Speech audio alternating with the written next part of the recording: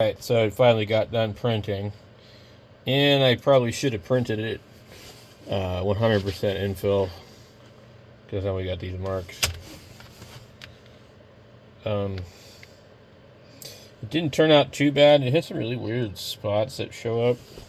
I don't know if it actually fits, so let's see if it fits.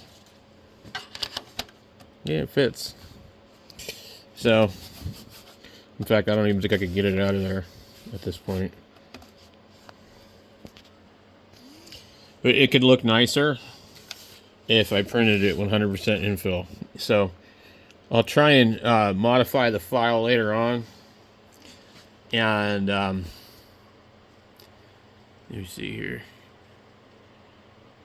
I'll try and modify the file to get it to come out better. I have a better idea what it needs to print like, too. So, for some reason, this thing defaulted my bed temperature to like 25 degrees Celsius when it should have been probably between 40 and 60. Temperature started out maybe a little high. Anyway, we'll try another one. It's not bad.